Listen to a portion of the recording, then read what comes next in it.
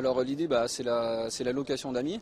C'est-à-dire que voilà, quand on se retrouve tout seul dans une ville où on a juste envie d'aller faire un tennis ou je sais pas, on est en déplacement par exemple, l'idée c'est que cette personne fasse appel à moi justement pour qu'on puisse faire tranquillement un tennis ou qu'on aille boire un verre ensemble.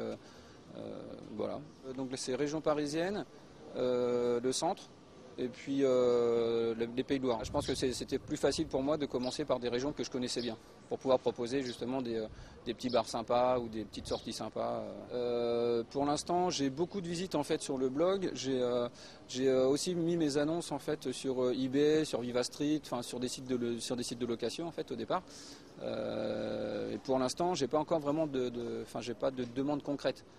Donc j'ai un questionnaire en fait sur mon blog.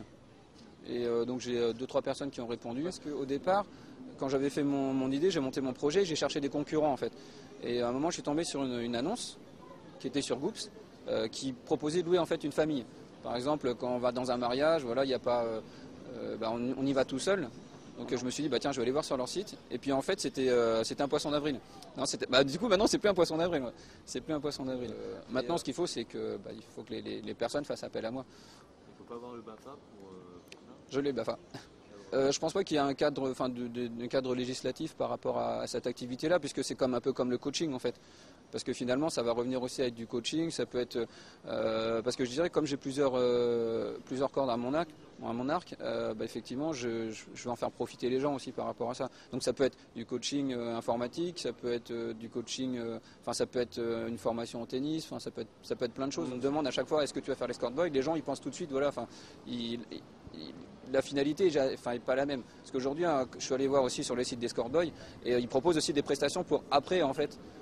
Ce qui n'est pas du tout mon cas. Et puis moi, c'est bien, je me situe plutôt au niveau du copain.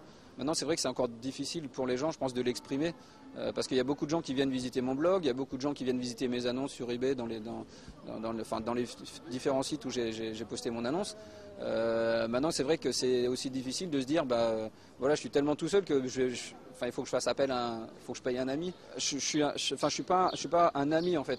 C'est-à-dire que voilà, faut bien faire la différence. Aujourd'hui, l'amitié, ça s'achète pas. Les sentiments, ça s'achète pas. Donc c'est pour ça que si vous allez visiter mon blog, en fait, j'ai inventé un mot qui s'appelle le nami. Donc c'est N-A-M-I.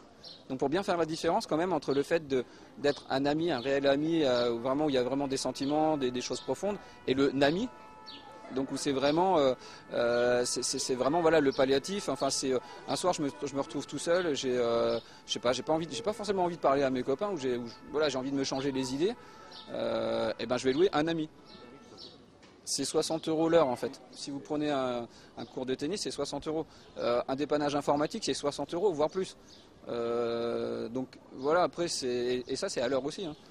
Donc tout est relatif. Mais, sachant qu'il y a quand même un travail, il y a quand même tout un travail derrière. C'est-à-dire que moi je veux vraiment être proche de la personne dans le sens où quand on va avoir un rendez-vous, d'abord je vais lui demander ce qu'elle aime, ce qu'elle aime pas.